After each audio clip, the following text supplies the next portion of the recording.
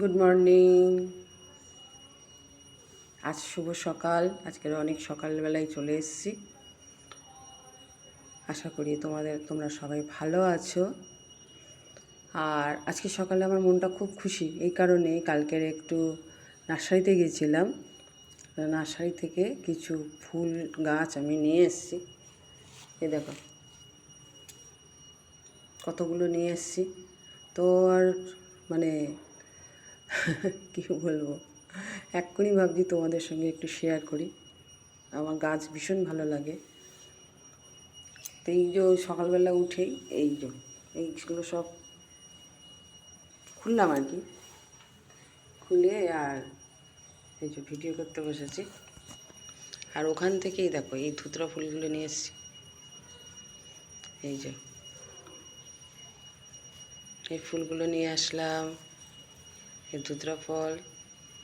আর এইগুলো আমার এখন সকালবেলা গাছে গেছিলাম, গাছ থেকে এই দেখো এইসব ফুলগুলো তুলে নিয়ে আসলাম। এই যে করবী, এই যে দেখছো।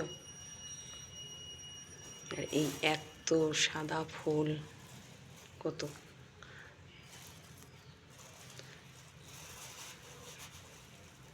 এই দেখো থোকা করবী।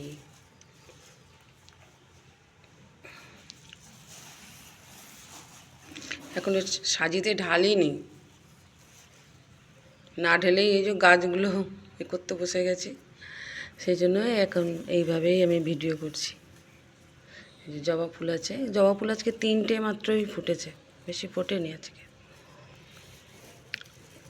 এই দেখো এই একটা আছে, আর এই একটা,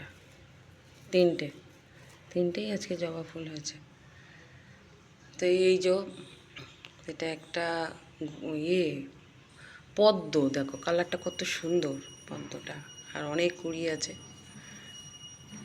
আশা করি ভালোই হবে। আর এটা একটা হচ্ছে জুঁই ফুল, কালকের এই গাছে একটা ফুল ছিল, ফুলটা দেখতে শুকিয়ে গেছে। এটা একটা থোকা জবা, এই কালারটা হলুদ।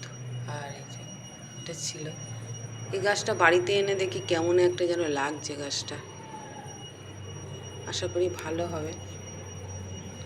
আর এই হচ্ছে গোলাপ, একটাই গোলাপ কিনেছি, বেশি গোলাপ কিনিনি। এই ফুলগুলো কেটে দিতে তারপর গাছটা ভালো ঝাঁকড়া হবে।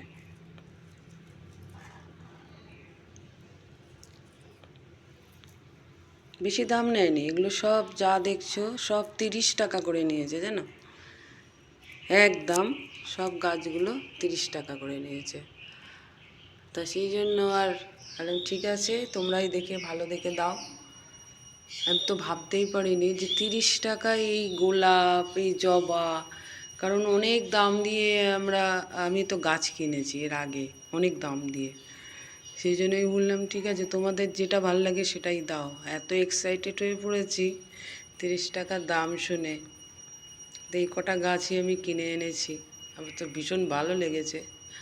দেখি এই গাছগুলো আবার সব টবে বসাতে হবে, আমার কখন কি করব এটাই, মানে এদের আবার যতক্ষণ না জায়গায় রাখতে পারছি ততক্ষণ আমার ভালোও লাগবে না। তবে আজকের দিনটা মনে হচ্ছে আমি ভেতরেই রাখবো, কালকের থেকে আমি গাছগুলো ঠিকঠাক জায়গায় রাখবো। কারণ শুনেছি যে নার্সারি থেকে এসেই নাকি গাছ রোদের মধ্যে রাখতে নেই, একটু ছায়া ছায়া রাখতে হয়, 2-1 দিন পরে রিপোর্টিং করতে হয়। সেই কারণেই আজকে আমি করব না। ওইদিকে তাহলে টব মাটি টাটি ওইগুলো আমি সাজিয়ে গুছিয়ে রাখবো, তারপরে আমি করব। এই হচ্ছে এই সকালের, এখন আমি চলে আসলাম। আর এই দেখো